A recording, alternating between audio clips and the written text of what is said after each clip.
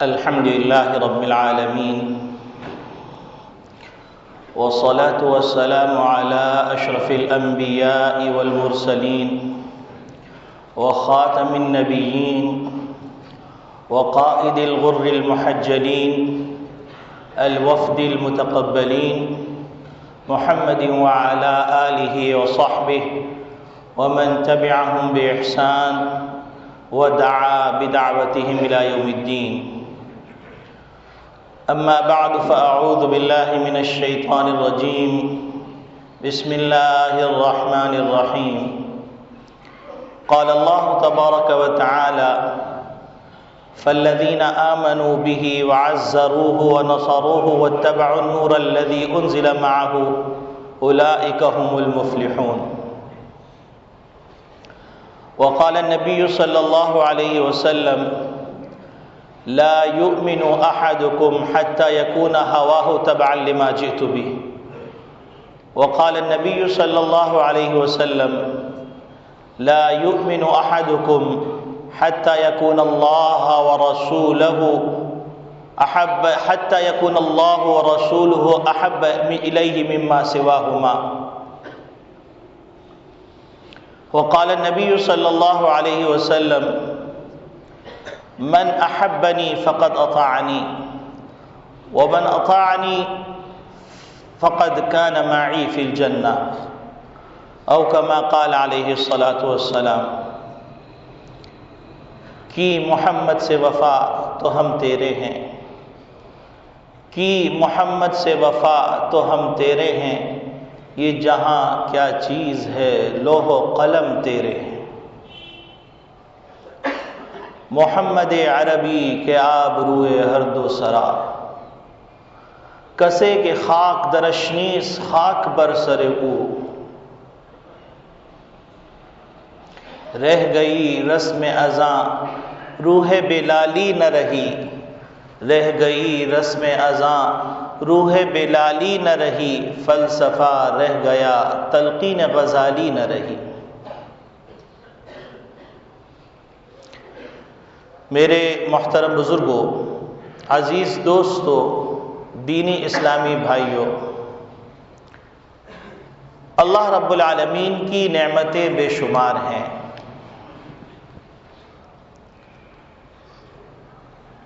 اتنی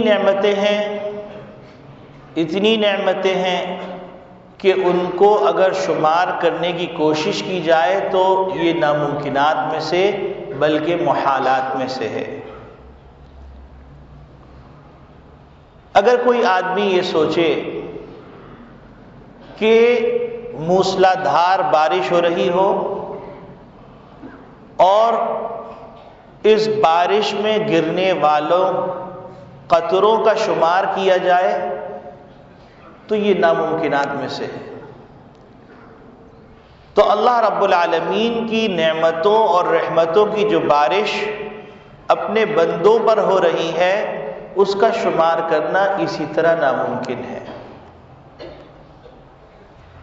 یہی وجہ ہے کہ اللہ رب العالمین نے ارشاد فرمایا: وَإِن تَعُدُّوا نِعْمَةَ اللَّهِ لَا تُحْصُوهَا، کہ اگر تم اللہ کی نعمتوں کو گننے اور شمار کرنے بیٹھو گے یہ تمہارے بس میں نہیں. لاکھوں کروڑوں اربوں رحمتیں اور برکتیں اور نعمتیں عطا کی جا رہی ہیں.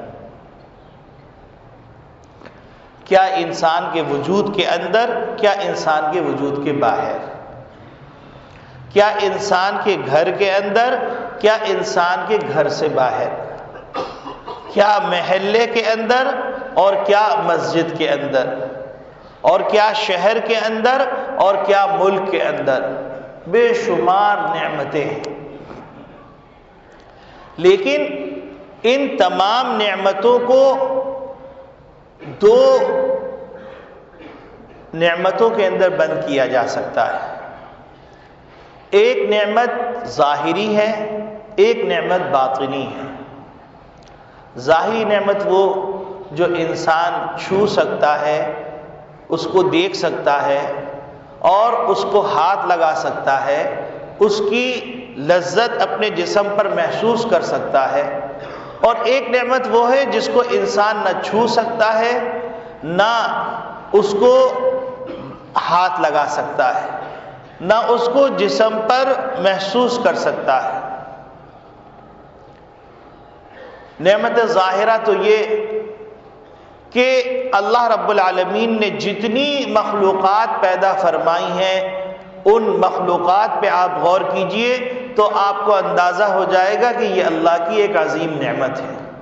مثلا آپ سورج کو لے لیجئے، سورج ایک ایسی نعمت ہے کہ اس سے دن میں روشنی ملتی ہے، انسان اپنے کام کاج سہولت سے کر سکتا ہے، جتنے بڑے بلب لگا لیجئے لیکن سورج کی روشنی جب آ جائے تو وہ بلب ماند پڑ جاتے ہیں، ان کی روشنی ماند پڑ جاتی ہے۔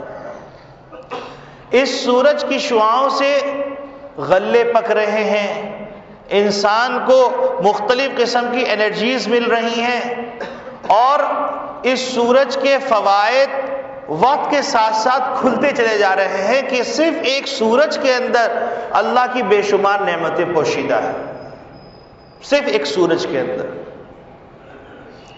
مختلف وٹامنز کی کمی ہو جاتی ہے تو ڈاکٹر مشورہ دیتے ہیں کہ جناب آپ دھوپ میں جا کے بیٹھیے تو آپ کے وہ وٹامنز پورے ہو جائیں گے۔ یہ ایک نئی تحقیق بھی آ گئی۔ اسی طریقے سے سولر سسٹم آیا ہے، اس سے کتنی چیزیں چل رہی ہیں، کتنے فوائد حاصل ہو رہے ہیں۔ یہ سورج اللہ کی ایک نعمت ہے، اس کے بدلے میں، اس کے صدقے میں فصلیں پک رہی ہیں۔ جہاں سورج نہیں نکلتے وہاں خاص قسم کے غلے نہیں ہوتے، خاص قسم کے پھل نہیں ہوتے، اور جہاں سورج ہے، چاند ہے اور سارے موسم ہیں وہاں خاص قسم کے پھل ہوتے ہیں۔ یہ ایک سورج کا کرشمہ اور اللہ کی ایک نعمت ہے۔ پھر زمین اللہ کی ایک نعمت ہے۔ اس زمین کی مختلف قسمیں، اس میں پوشیدہ دھاتیں، اس میں پوشیدہ معدنیات، اس میں پوشیدہ گیسز، اس میں پوشیدہ اللہ کی مختلف قسم کی نعمتیں جو وقت کے ساتھ ساتھ کھلتی چلی جا رہی ہیں، جو 50 سال پہلے لوگ نہیں جانتے تھے اب ان کو جان رہے ہیں، وہ نعمتیں اسی میں سے نکل رہی۔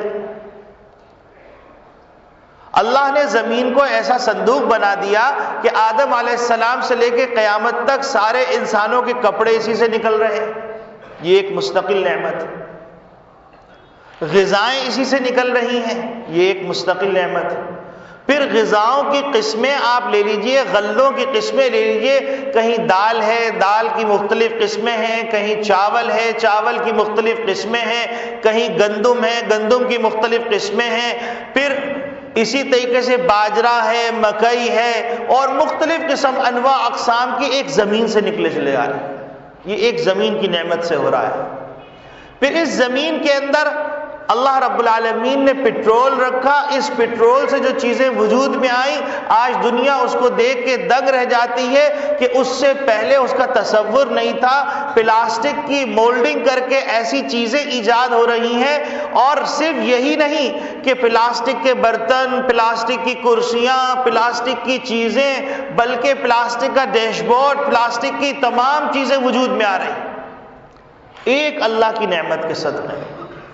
پھر اس پٹرول سے مختلف قسم کی چیزیں نکل رہی ہیں، پٹرول سے ڈیزل بھی نکل رہا ہے، پٹرول سے پٹرول کی 3-4 قسمیں نکل رہی ہیں، پٹرول سے آپ یوں سمجھئے گریس نکل رہا ہے، پٹرول سے تل چھٹ کی چیزوں سے کیا کیا چیزیں بن رہی ہیں، حتیٰ کہ پولی پاپلین اسی سے وجود میں آ رہا ہے، ایکریلک اسی سے وجود میں آ رہا ہے، بلینکٹ اسی سے بن رہے ہیں۔ یہ ایک پٹرول کی نعمت کا صدقہ ہے، اس کا کرشمہ ہے۔ پھر پٹرول جہاں پر ہے وہاں مختلف قسم کی گیسز نکل رہی ہیں، پھر اس کے اطراف کے اندر مختلف قسم کے ایسے معدنیات پوشیدہ ہیں جن معدنیات سے انسانی ضرورت کی عجیب غریب چیزیں وجود میں آ رہی ہیں۔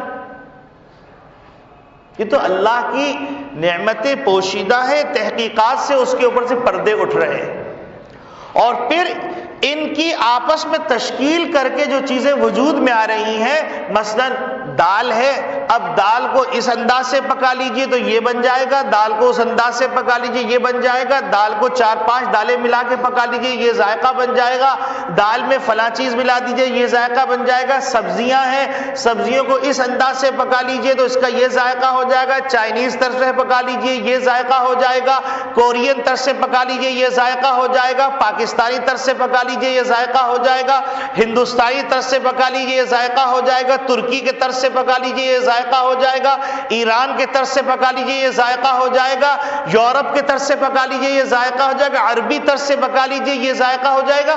یہ ترکیبیں ساری یہ اللہ کی نعمتیں، وَإِن تَعُدُّوا نِعْمَةَ اللَّهِ لَا تُحْصُوهَا، یہ اللہ کی نعمتیں، عجیب غریب نعمتیں۔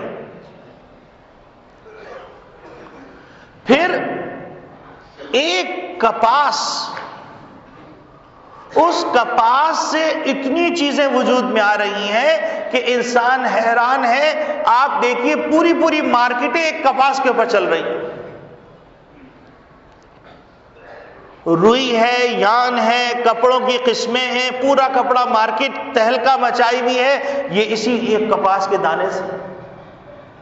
غلہ مارکیٹ میں تہلکہ مچا اس کپاس کے دانے سے، پلاسٹک مارکیٹ میں تہلکہ مچا ہوا ہے یہ ایک زمین کے ایک ذرے سے نکلنے والی چیز، سونے کی مارکیٹ میں تہلکہ مچا ہوا ہے یہ زمین کی دھات ہے، چاندی کی مارکیٹ میں تہلکہ مچا ہوا ہے زمین کی دھات ہے، معدن ہے، پٹرول کی مارکیٹ میں تہلکہ مچا ہوا ہے، شکر کی مارکیٹ میں تہلکہ مچا ہوا ہے، یہ ساری اللہ کی نعمتیں۔ یہ اب آپ ان نعمتوں پر استحضار کیجئے اور پھر اس آیت پہ غور کیجئے، وَإِن تَعُدُّوا نِعْمَةَ اللَّهِ لَا تُحْصُوهَا، تو آپ ہکا بکا رہ جائیں گے۔ پھر لوہے نے جو کرشمہ مچایا ہے، پیتل میں جو کرشمہ مچایا ہے، تانبے نے جو کرشمہ مچایا ہے، آپ ان کرشمات کو دیکھیے تو ہکا بکا رہ جاتے ہیں کہ فضا میں لوہے کو اڑا دیا گیا، فضا کے اندر ایک چیز دور مار کرتی ہوئی پہنچتی ہے، ہدف پہ پہنچ کے ٹارگٹ کرتی ہے، وہاں سے اپنے ہدف کو پورا کر کے اس کا میسج ملتا ہے باقاعدہ۔ پھر اللہ رب العالمین نے فضا میں جو لہریں، برقی لہریں چلائی ہوئی ہیں، اس کے اوپر پورا موبائل سسٹم چل رہا ہے، اس میں پورا رڈار سسٹم چل رہا ہے، اس میں پورا سیٹلائٹ سسٹم چل رہا ہے۔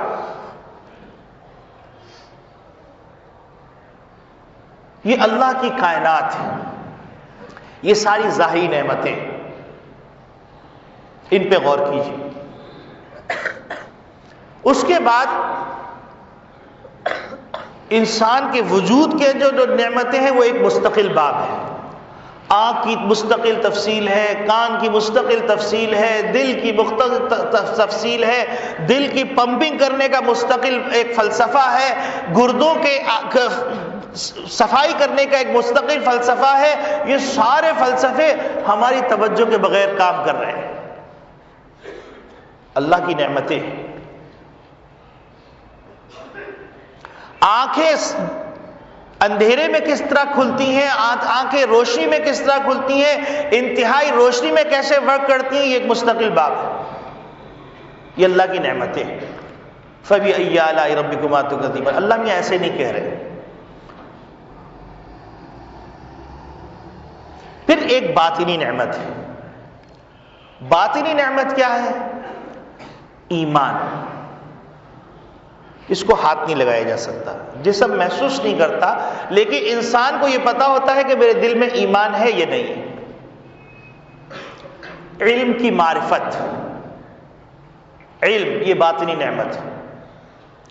اللہ کی محبت باطنی نعمت، رسول اللہ کی محبت باطنی نعمت ہے۔ اب اس کی تفصیل ایک مستقل ہے، حکمت، دانائی، اس کے واقعات، اس کا فلسفہ، یہ موقع نہیں ہے کہ سب بیان کی جائے، صرف میں اشارے دے کے چل رہا ہوں تاکہ جو چیز میں بیان کرنا چاہ رہا ہوں وہ آپ کے سامنے آ جائے۔ تو ایک طرف ہم ظاہری نعمتوں تلے دبے ہوئے ہیں، دوسری طرف اللہ کی باطنی نعمتوں تلے ہم دبے ہوئے ہیں۔ اب ان تمام نعمتوں کے اندر سب سے بڑی نعمت محمد عربی صلی اللہ علیہ وسلم کا وجود مشہود ہے، سب سے بڑی نعمت۔ اب آپ کہیں گے کہ مولوی صاحب آپ نے یہ دعویٰ کیا، اس کی دلیل کیا ہے؟ دیکھیے البدایہ والنہایہ میں ابن کثیر رحمۃ اللہ علیہ نے ایک روایت نقل کی ہے، اس کی سند پہ کلام ہے، لیکن معنی کے اعتبار سے تمام محدثین نے اس روایت کو مقبول قرار دیا ہے۔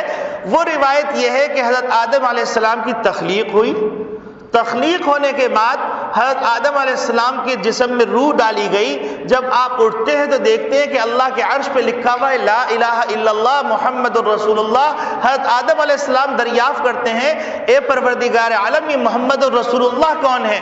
تو نبی کریم صلی اللہ علیہ وسلم فرماتے ہیں کہ محمد رسول اللہ کے بارے میں جو دریافت کرتے ہیں تو اللہ رب العالمین ارشاد فرماتے ہیں کہ اے آدم یہ تمہاری اولاد میں ہوگا، سب سے آخری پیغمبر ہے، ختم نبوت کا تاج اس کے سر پہ رکھا جائے گا۔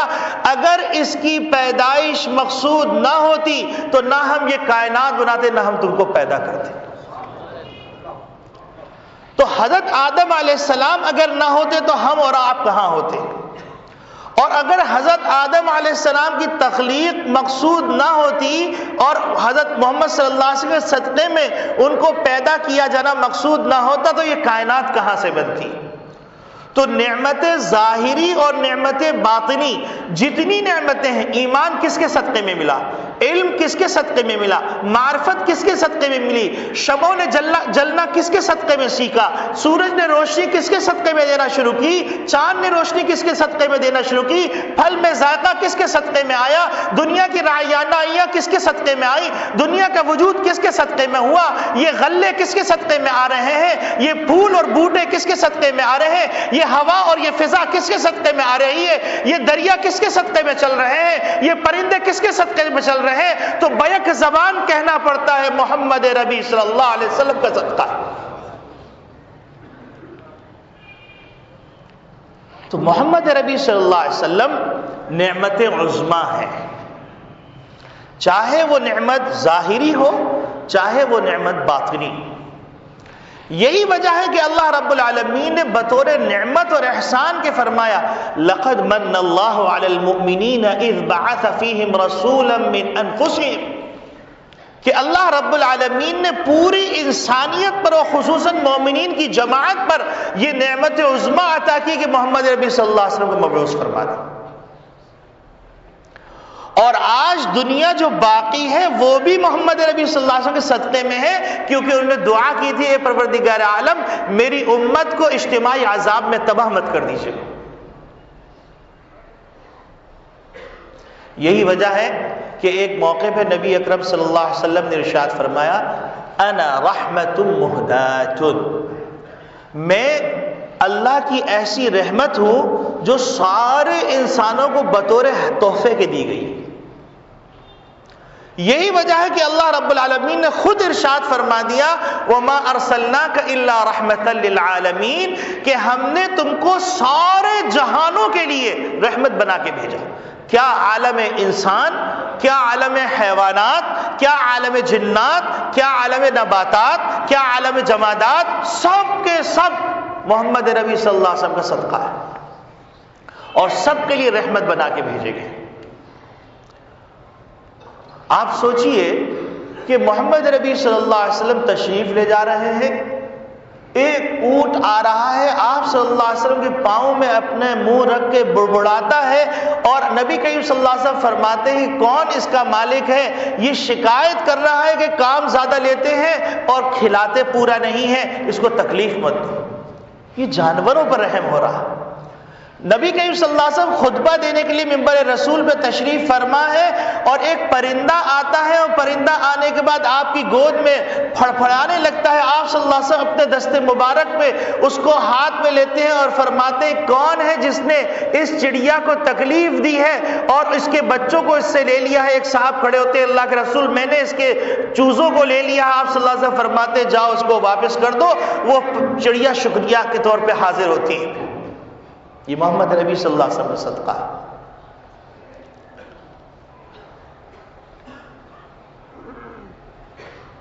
محمد نبی صلی اللہ علیہ وسلم ارشاد فرماتے ہیں انا سید ولد آدم کہ آدم علیہ السلام کی اولاد کے اندر جتنے لوگ ہیں ان سب کا سردار میں۔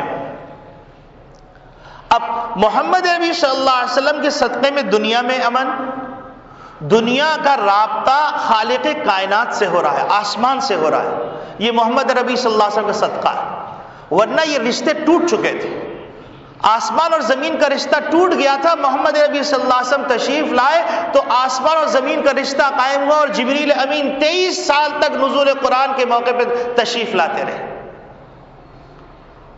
اور لیلۃ القدر کے موقع پر نبی کریم صلی اللہ علیہ وسلم کی بشارتوں کی بنیاد پر حضرت جبریل امین ہر سال تشریف لاتے ہیں۔ یہ محمد نبی صلی اللہ علیہ وسلم کا صدقہ ہے کہ آسمان سے رابطہ جڑا ہوا ہے۔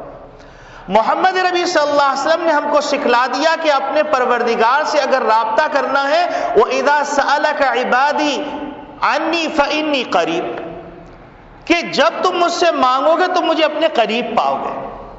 یہ محمد نبی صلی اللہ علیہ وسلم کا صدقہ ہے کہ آسمان سے رابطہ جوڑ دیا گیا، خالق کائنات سے مخلوق کا رابطہ جوڑ دیا گیا۔ اور پھر حشر کے میدان کے اندر قبر میں بھی اگر امن ملے گا تو محمد نبی صلی اللہ علیہ وسلم کے صدقے میں ملے گا۔ محمد نبی صلی اللہ علیہ وسلم نے ہم کو بتلا دیا کہ جب تم سے کوئی سوال کرے گا منکر نکیر میں سے، من ربک، تم کہہ دینا اللہ، اور تم سے کوئی سوال کرے گا منکر نکیر ما دینکم، تم کہہ دینا الاسلام، اور تم سے کوئی کہے سوال کرے کہ من ھذا الرجل، کہ محمد نبی صلی اللہ علیہ وسلم کے بارے میں پوچھا جائے کون ہے، تو تم بتلا دینا کہ میرے محبوب صلی اللہ علیہ وسلم اللہ کے بھیجے ہوئے خاتم النبیین۔ منزل آسان ہو گئی۔ حشر کے میدان کے اندر جب سارے انبیاء علیہ السلام بھی کانپ رہے ہوں گے اور فرما رہے ہوں گے نفسی نفسی، میرا کیا بنے گا، اس وقت نبی کریم صلی اللہ علیہ وسلم فرمایا انا اول الشافعین، میں پہلا شخص ہوں گا جو سفارش کروں گا اللہ کے دربار، اور اللہ رب العالمین اس وقت مجھے ایسی حمد و ثنا سکھلائیں گے کہ اسی وقت القاء فرمائیں گے، اور اس حمد و ثنا کے صدقے میں حدیث میں آتا ہے کہ نبی کریم صلی اللہ علیہ وسلم فرمایا کہ اللہ رب العالمین ارشاد فرمائیں گے ارفع راسک، آپ اپنے سر مبارک اٹھائیے، اشفع تشفع، سوال کیجیے آپ کو دیا جائے گا۔ تو فرماتے انا اول مشفع، سب سے پہلے میری سفارش قبول کی جائے گی۔ شفاعت کبریٰ بھی نبی کریم صلی اللہ علیہ وسلم کو حاصل ہے، شفاعت صغریٰ بھی حاصل ہے۔ شفاعت کبریٰ ساری انسانیت کے لیے ہوگی، کیونکہ اول آخر ہر ایک پریشان ہوگا اور اس عذاب میں مبتلا ہوگا جو حشر کے میدان کا عذاب ہوگا، جس کا ایک دن 50,000 سال کے برابر ہوگا، زمین تانبے کی ہوگی اور سورج 1 میل کے فاصلے پر ہوگا، اور لوگ اپنے گناہوں کے بقدر پسینے کے اندر غرق ہوں گے، کوئی سینے سے تک، کوئی سر سے پاؤں تک دم گھٹ رہا ہو۔ آپ اندازہ فرما لیجیے تکلیف کا۔ اس وقت ہر شخص کہہ رہا ہوگا کہ کوئی ہے جو یہ بتا دے کہ جاؤ جا کے حساب کتاب کروا لو تاکہ ہمیں جنت میں جانا ہے ہم جنت میں چلے جائیں، جہنم میں جانا جہنم میں چلے جائیں، کیونکہ روزانہ مر رہے، روزانہ جی رہے، اور یہ تکلیف برداشت نہیں ہو رہی۔ تو شفاعت کبریٰ نبی کریم صلی اللہ علیہ وسلم کو ملے گی، اور شفاعت صغریٰ بھی ملے گی کہ اپنے امتیوں کو پکڑ پکڑ کے جنت میں داخل فرمائے۔ اور نبی کریم صلی اللہ علیہ وسلم قربان جائیے، جب آپ صلی اللہ علیہ وسلم سے صحابیات نے سوال کیا، اما عائشہ نے سوال کیا، حضرت فاطمہ الزہرا رضی اللہ تعالیٰ نے سوال فرمایا کہ ہم آپ کو کہاں تلاش کریں گے، تو نبی کریم صلی اللہ علیہ وسلم فرمایا اس دن میں بہت پریشان ہوں، مجھے تم کبھی پل صراط پہ پاؤ گے، مجھے کبھی کہاں پاؤ گے، میں اپنی امت کے لیے بے قرار ہوں۔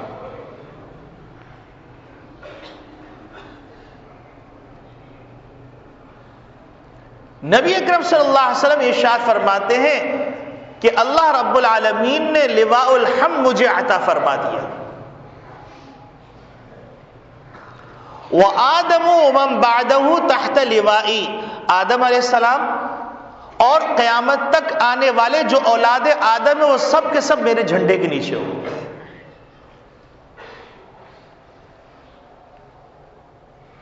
یہ محمد نبی صلی اللہ علیہ وسلم ہے۔ اب اتنی عظمت والے پیغمبر، اتنے عالی شان مرتبت والے پیغمبر کہ جن کو اللہ رب العالمین نے ہدیہ دینے کے لیے معراج نصیب فرمائی، اور ہدیے میں جو چیز عطا فرمائی اس کا نام نماز رکھا، صلاۃ رکھا۔ آپ یہ سوچئے کہ محمد نبی صلی اللہ علیہ وسلم اتنی عظمت والے، اور ان کو جو تحفہ دیا جا رہا ہے اس عظمت کے مقام پر وہ صلاۃ کیا دیا جا رہا ہے، اور ہمارا حضور کی محبت اور نماز کے ساتھ کیا حال ہے۔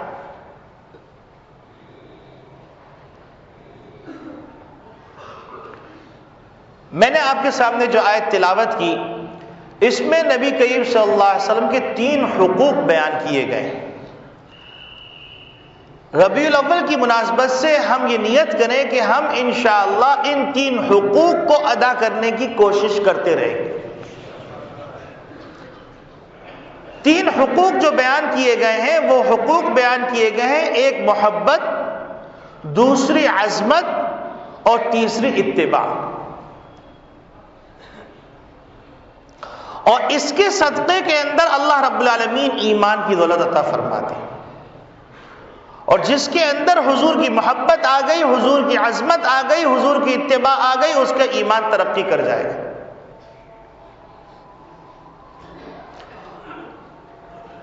فالذین آمنوا بہ، وہ لوگ جو محمد نبی صلی اللہ علیہ وسلم میں ایمان لے کے آئے، وعزروہ، اور ان کی تعظیم کرتے ہیں، ونصروہ، اور نبی کریم صلی اللہ علیہ وسلم کی مدد کرتے ہیں، واتبعوا النور الذی انزل معہ، اور وہ لوگ محمد صلی اللہ علیہ وسلم کے ساتھ جو نور عطا کیا گیا ہے قرآن کریم کی شکل کے اندر، اس نور کی اتباع کرتے ہیں، اولئک هم المفلحون، ان کو دنیا کے اندر جیسے صحابہ کو سرٹیفکیٹ دیا گیا رضی اللہ تعالی عنہ ورضوا عنہ، تو اسی طریقے سے ان کو بھی سرٹیفکیٹ مل جائے گا اولئک هم المفلحون کا، دنیا کے اندر وہ کامیاب اور فلاح پا کر جائیں گے۔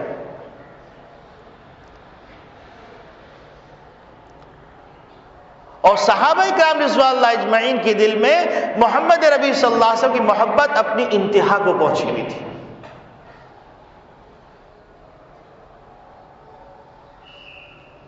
آپ دیکھیے کہ ایک موقع پر حضرت مصعب ابن عمیر رضی اللہ تعالیٰ عنہ نبی کریم صلی اللہ علیہ وسلم سے شکلاً بہت مشابہ تھے۔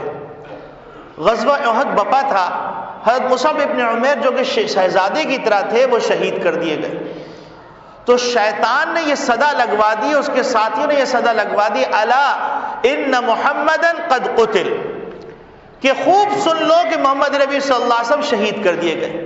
اب تو ایک کوہرام مچ گیا، پروانوں کے سامنے سے چراغ ہٹا دیجئے تو پروانے کیسے بے قرار ہو جاتے ہیں، پیاسے کے منہ سے گلاس ہٹا لیجئے تو وہ کیسا بے قرار ہو جاتا ہے۔ تو محمد نبی صلی اللہ علیہ وسلم کی جب وہ افواہ اڑائی گئی تو صحابہ میں ایک طوفان مچ گیا، پورے مدینے کی بستی میں ارتعاش پیدا ہو گیا، عورتیں بے قرار ہو کر محمد نبی صلی اللہ علیہ وسلم کی تلاش میں نکل گئیں اور پوچھا کرتی تھیں کہ محمد نبی صلی اللہ علیہ وسلم کہاں ہے۔ ایک خاتون نکلتی ہیں اور محمد نبی صلی اللہ علیہ وسلم کے بارے میں دریافت کرتی ہیں، دریافت کرتے کرتے کرتے کرتے ان کو اطلاع دی جاتی ہے کہ تمہارا والد دنیا سے رخصت ہو گئے اور وہ شہید ہو گئے۔ تو اب وہ کہتی ہیں کہ ٹھیک ہے، مجھے تم نے یہ اطلاع دے دی، لیکن مجھے یہ بتلاؤ ما فعل برسول اللہ صلی اللہ علیہ وسلم، آپ صلی اللہ علیہ وسلم کا کیا بنا۔ اور اسی پریشانی کے عالم میں چادر گھسیٹتی ہوئی اور آگے بڑھتی ہیں، اور آگے بڑھنے کے بعد سوال کرتی ہیں مختلف لوگوں سے، تو ان کو اطلاع دی جاتی ہے کہ آپ کے شوہر شہید کر دیے گئے۔ تو وہ کہتی ہیں ما فعل برسول اللہ صلی اللہ علیہ وسلم۔ مزید آگے بڑھتی ہیں، ان کو اطلاع دی جاتی ہے کہ آپ کے صاحبزادے شہید کر دیے گئے۔ وہ کہتی ہے ما فعل برسول اللہ صلی اللہ علیہ وسلم۔ آگے بڑھتی ہے، ان کو اطلاع دی جاتی ہے آپ کے بھائی بھی شہید ہو گئے، یعنی آپ کی چھت بھی اجڑ گئی، آپ کا بازو بھی ٹوٹ گیا، آپ کی کمر بھی ٹوٹ گئی، آپ کے پاؤں بھی ٹوٹ گئے، آپ کا ٹوٹل سہارا سرمایہ لٹ گیا۔ وہ کہتی ہیں کہ مجھے یہ بتلاؤ کہ میرے محبوب صلی اللہ علیہ وسلم کیسے ہیں۔ اور جب ان کو بتلایا جاتا ہے کہ محمد صلی اللہ علیہ وسلم خیر سے ہیں تو ان کو قرار نہیں آتا، اور کہتی ہے مجھے لے چلو جہاں محمد نبی صلی اللہ علیہ وسلم تشریف فرما ہے۔ آپ صلی اللہ علیہ وسلم کے چہرے انور کو دیکھتی ہیں اور وہ تاریخی جملہ کہتی ہیں کل مصیبت بعدک جلل یا رسول اللہ، اے اللہ کے رسول ساری تکلیفیں دور ہو گئی آپ کے دیدار کے بعد۔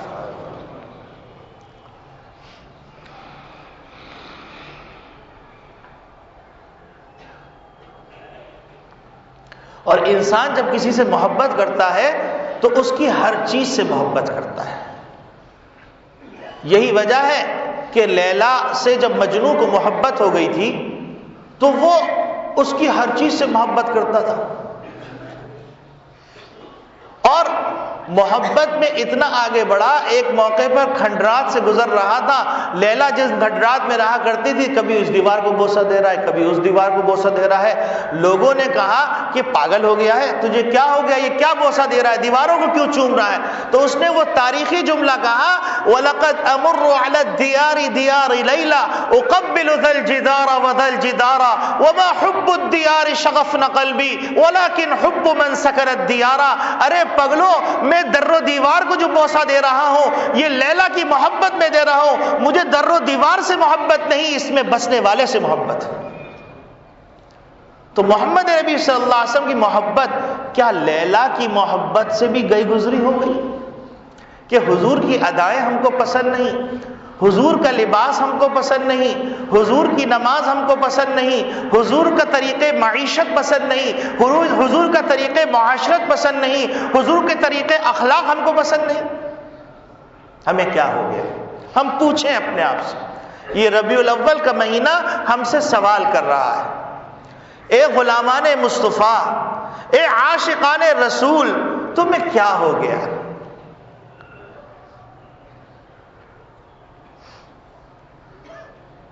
یہی وجہ ہے کہ ایک موقع پر عبداللہ ابن مبارک رحمۃ اللہ علیہ فرماتے ہیں، تعصر رسول وانت تظہر حبہ، تم رسول کی محبت کا اظہار کرتے ہو اور ان کی نافرمانی کرتے ہو. ھذا لعمری فی الفعال بدیع، بخدا میری جان کی قسم یہ افعال کی دنیا میں انوکھی بات ہے. ریئلسٹک حقیقت کے اندر، حقائق کی دنیا کے اندر یہ اچنبھی کی بات ہے. تصورات کی دنیا میں ہو سکتی ہے لیکن حقائق کی دنیا میں انوکھی بات ہے کہ جس سے محبت کی جائے اسی کو تکلیف دی جائے. حضور فرما رہے ہوں کہ میری آنکھوں کی ٹھنڈک نماز میں ہے اور نمازیں ضائع کر کے ہم حضور سے محبت کر رہے ہوں. غور کریں.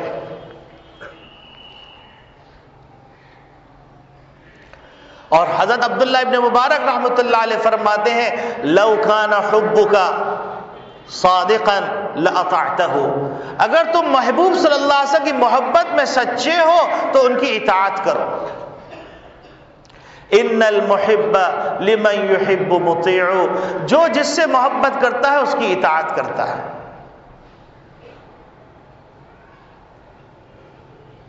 اب آپ دیکھیے محمد نبی صلی اللہ علیہ وسلم کی محبت کی انتہا کا عالم کیا تھا کہ حضرت بلال رضی اللہ تعالی عنہ تشریف لے گئے، اور تشریف لے جانے کے بعد چونکہ محمد صلی اللہ علیہ وسلم وصال فرما گئے تھے اور محمد صلی اللہ علیہ وسلم کی خدمت میں رہا کرتے تھے، اذان دیا کرتے تھے، اور پھر جب محمد صلی اللہ علیہ وسلم وصال فرما گئے تو اب ان کو قرار نہیں آتا تھا، تو انہوں نے کہا کہ اب میں شام جاؤں گا، وہاں جہاد کروں گا اور ساری زندگی جہاد میں گزار دوں گا. ایک موقع پہ سو رہے تھے تو نبی کریم صلی اللہ علیہ وسلم کی زیارت ہوئی. آپ صلی اللہ علیہ وسلم نے فرمایا، اے بلال، یہ کیسی جفا ہے، تم ہم سے ملنے بھی نہیں آتے. بے قرار ہو گئے. رخت سفر باندھا اور رخت سفر باندھ کے مدینہ طیبہ تشریف لے آئے. مدینہ طیبہ تشریف لائے تو حضرات حسنین، حضرت امام حسین رضی اللہ تعالیٰ، حضرت امام حسین رضی اللہ تعالیٰ ان سے ملاقات کی، ان کو چپٹایا، پیار کیا. تو انہوں نے کہا، کیا آپ ہمارے نانا جان کے زمانے کی اذان نہیں دیں گے؟ ان سے انکار نہیں ہو سکا. پہلے لوگوں نے اصرار کیا تھا لیکن نہیں مانے کہ ہمت نہیں ہوتی. لیکن جب حضور کے نواسوں نے سوال کر لیا تو اب انکار کی گنجائش نہیں رہی. اذان دیں گے تیار ہوئے، فجر کی اذان دینا شروع کی. اذان دینا شروع کی. روایات میں آتا ہے مدینے کے اندر ارتعاش پیدا ہو گیا. عورتیں اپنی چادروں سے لپیٹ کے اپنے آپ کو گھروں سے ایسے نکل رہی تھی جیسے کہ کوئی بے قراری کے عالم میں کسی کا لخت جگر چھوٹ گیا ہو، اور سب لوگ کہتے تھے کہ حضور کا زمانہ شروع ہو گیا. وہ سارے منظر سامنے آ گئے. حضرت بلال حبشی رضی اللہ تعالی عنہ اشہد ان محمد رسول اللہ پہ پہنچے، ایک چیخ ماری اور بے ہوش ہو کے گر گئے کہ جب میں اذان دیا کرتا تھا تو چہرے انور پہ نگاہ ہوتی تھی، آج چہرے انور سامنے نہیں ہے تو ان سے برداشت نہیں ہوا، بے ہوش ہو کے گر گئے. اور پورے مدینہ چیخ چیخ مار مار کے رو رہا تھا. تو جبھی تو شاعر نے بے چینی سے کہا تھا رہ گئی رسم اذاں روح بلالی نہ رہی، رہ گئی رسم اذاں روح بلالی نہ رہی.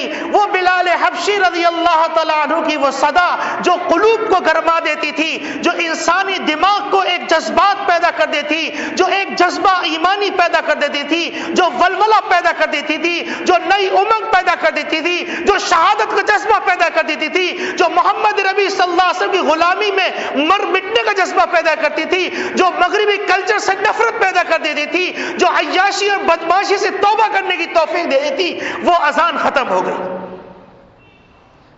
رہ گئی رسم اذاں روح بلالی نہ رہی، فلسفہ رہ گیا تلقین غزالی نہ رہی. تو محمد رسول صلی اللہ علیہ وسلم یہ کوئی معمولی بات نہیں. آپ سوچئے کہ محمد نبی صلی اللہ علیہ وسلم کی محبت کی انتہا کا عالم کیا. حضرت احمد کبیر رفاعی رحمۃ اللہ علیہ ایک موقع پر نبی کریم صلی اللہ علیہ وسلم کے روضہ اقدس پہ تشریف لائے. روضہ اقدس پہ تشریف لانے کے بعد آپ صلی اللہ علیہ وسلم کی خدمت میں سلام پیش کیا اور سلام میں کہا الصلاۃ والسلام علیک یا جدی، اے میرے نانا جان آپ کی خدمت میں سلام پیش کرتا ہوں. جواب آیا وعلیکم السلام یا ولدی، اے میرے بیٹے تم پر بھی سلامتی ہو. ان پہ وجد طاری ہو گیا اور وجد کے عالم میں انہیں وہ کلمات کے ہیں فی حالت البعد روحی کنت ارسلها، میں جب دور ہوا کرتا تھا اپنی روح کو قدم بوسی کے لیے بھیجا کرتا تھا. تو قبل الارض عنی وہی نائبتی، وہ میری طرف سے نیابت کرتے ہوئے آپ کی زمین کو بوسا دیا کرتے تھی. فہذہ دورۃ الاجسام قد حضرت، آج میری جسم کی باری ہے. فامدد یمینک، آپ اپنے دست مبارک عطا کیجئے. کئی تحظی بها شفتی، تاکہ میں اس کو بوسا دوں. لوگوں نے دیکھا کہ سورج اور چاند سے دار روشن روضہ اقدس سے ایک ہاتھ نکلا. حضرت احمد کبیر رفاعی نے اس کو بوسا دیا اور وہی غشی کھا کے گر گئے. یہ عشق رسول تھا. ملا جامی رحمت اللہ علیہ گھر سے چلتے نبی کریم صلی اللہ علیہ وسلم کی خدمت میں حاضری کے لیے. گھر سے چلتے ہیں، بادشاہ وقت کے خواب میں نبی کریم صلی اللہ علیہ وسلم کی زیارت ہوتی ہے اور فرماتے ہیں کہ فلاں شخص آ رہا ہے، اس راستے سے اس کو روکو. ملا جامی رحمت اللہ علیہ کو روک دیا جاتا ہے، لیکن ان کے دل میں حضور کی محبت اتنی کہ بے قراری، بے اطمینانی، بے سکونی. اب وہ پھر چھپ کے نکلنا شروع کرتے ہیں. دوسری رات پھر خواب میں یہی پیغام ملتا ہے. تیسری رات جیل میں بند کر دیے جاتے ہیں. تو نبی کریم صلی اللہ علیہ وسلم خواب میں زیارت فرماتے ہیں اور کہتے ہیں کہ یہ کوئی گستاخ رسول نہیں، عاشق رسول ہے. وہ ایسا قصیدہ لکھ کے آ رہا ہے کہ میرے روزے میں پڑے گا تو میرے دست مبارک نکالوں گا اس کو سلام کرنے کے لیے، لوگ فتنے میں مبتلا ہو جائیں، اس لیے روک رہا ہوں.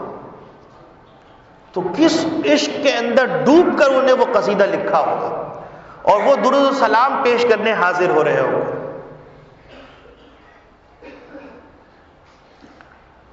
تو میرے عزیز دوستو بھائیو، محمد نبی صلی اللہ علیہ وسلم کی محبت یہ سرمایہ ہے. کی محمد سے وفا تو ہم تیرے، یہ جہاں ہے کیا لوح و قلم تیرے ہیں، تقدیر تیری مرضی سے لکھی جائے گی. آپ سوچئے نا کہ حضرت عمر خطاب رضی اللہ تعالیٰ عنہ دریائے نیل کو لکھ رہے ہیں اور وہ دریا چلنا شروع ہو جاتا ہے. لوح و قلم تیرے، منبر رسول پہ کھڑے ہو کے خطبہ دے رہے ہیں اور مجاہدین جہاد کر رہے دور دراز کے اندر. فرماتے یا ساریت الجبل، فتوحات مل جاتی ہیں، واپس آتے ہیں اور واپس آنے کے بعد دریافت کرتے ہیں کہ کیا واقعہ ہوا. کہنے لگے فتح ہو رہی تھی، پیچھے سے ہم غافل تھے، امیر المومنین کی آواز ہمارے کان میں پڑی، ہم مڑے ہیں اور اللہ رب العالمین نے دشمن کے اس وار کو ختم کیا اور پوری فتح ہم کو مل گئی. لوح و قلم تیرے.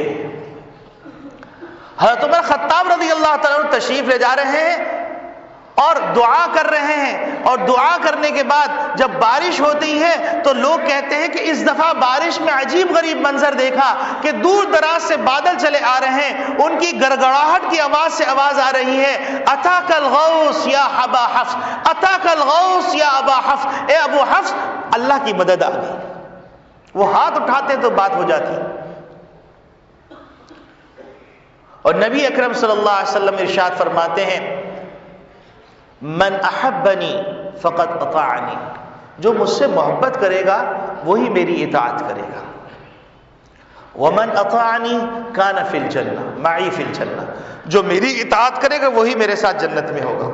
تو میرے عزیز دوستو بھائیو، محمد ربی صلی اللہ علیہ وسلم کے حقوق میں عظمت ہے، آپ صلی اللہ علیہ وسلم کی عظمت دل میں ہو، محمد صلی اللہ علیہ وسلم کی محبت اور محمد صلی اللہ علیہ وسلم کی اتباع، یہی خلاصہ ہے زندگی کا۔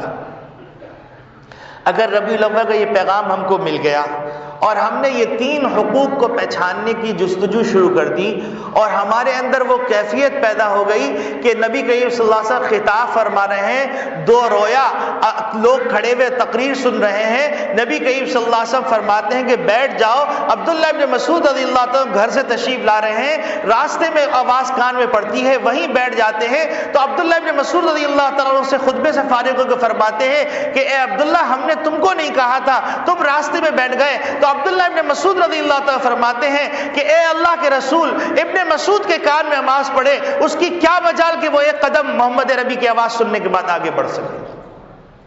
تو اگر ہم نے یہ عزم کر لیا اور سارے پاکستانیوں نے عزم کر لیا کہ عشق رسول کا جو خلاصہ ہے عظمت، محبت اور اتباع کے لیے حضور کی طریقے سیکھنے پڑیں گے کہ کیسے تجارت کرنی ہے، کیسے زراعت کرنی ہے، کیسے جو ہے زکوٰۃ ادا کرنی ہے، کیسے نماز پڑھنی ہے، کیسے روزے رکھنے ہیں، کیسے حقوق العباد ادا کرنا ہے، کیسے بیوی کے حقوق ادا کرنے ہیں، کیسے بچوں کے حقوق ادا کرنے ہیں، کیسے ماں باپ کے حقوق ادا کرنے ہیں، کیسے مسجد کے حقوق ادا کرنے ہیں، کیسے قرآن کے حقوق ادا کرنے ہیں، کیسے مدارس کے حقوق ادا کرنے ہیں، کیسے علماء کے حقوق ادا کرنے ہیں، کیسے ہماری روزمرہ زندگی گزرنی ہے، یہ ساری چیزیں سیکھنی پڑیں گی۔ اور محبت کے بارے میں جیسے عبداللہ ابن مبارک رحمۃ اللہ علیہ نے فرمایا کہ تعصر رسول وانت تظہر حبہ، کہ رسول اکرم صلی اللہ علیہ وسلم کی محبت کا اظہار کرتے ہو اور ان کی نافرمانی کر رہے ہو، یہ حقائق کی دنیا میں عجیب بات ہے۔ تو میرے عزیز دوستو بھائیو، یہ خلاصہ ہے۔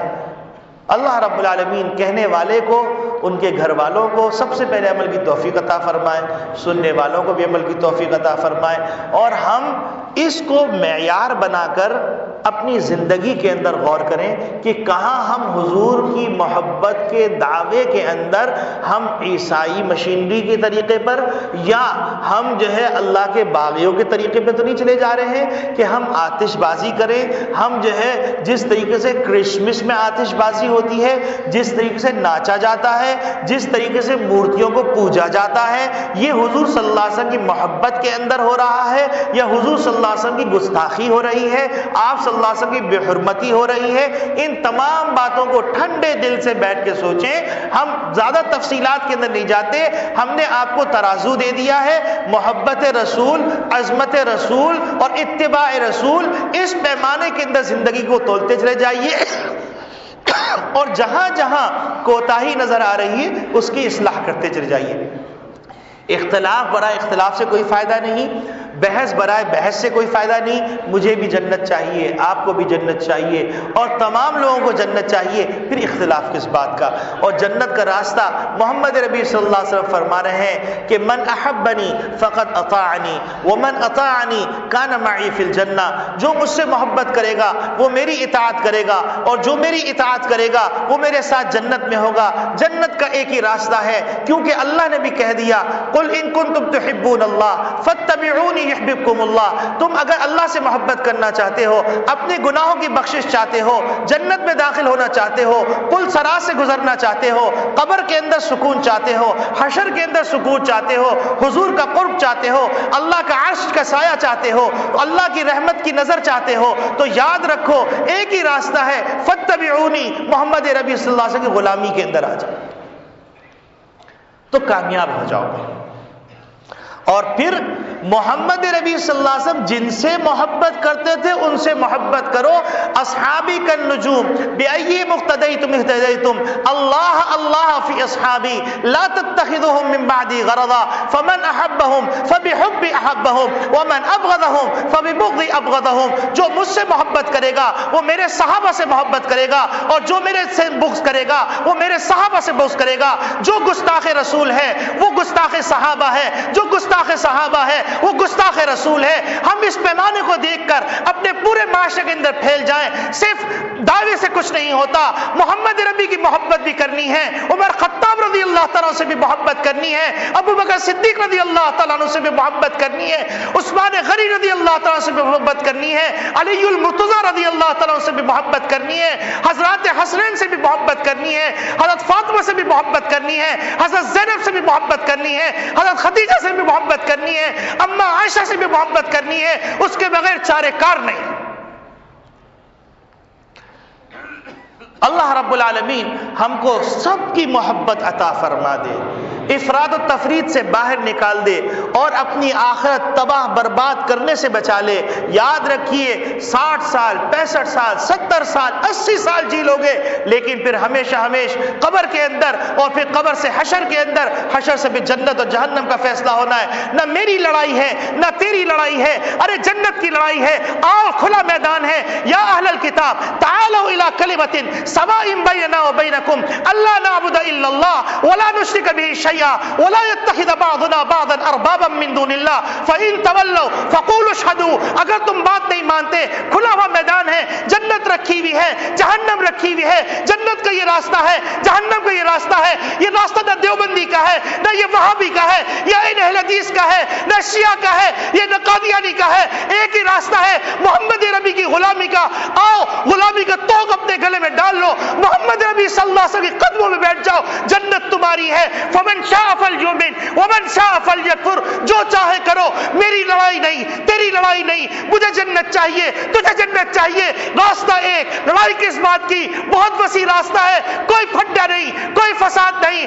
آؤ محمد ربی کی غلامی میں آ جاؤ، اللہ کے پرچم کے سائے تلے آ جاؤ، وہی ایک راستہ ہے۔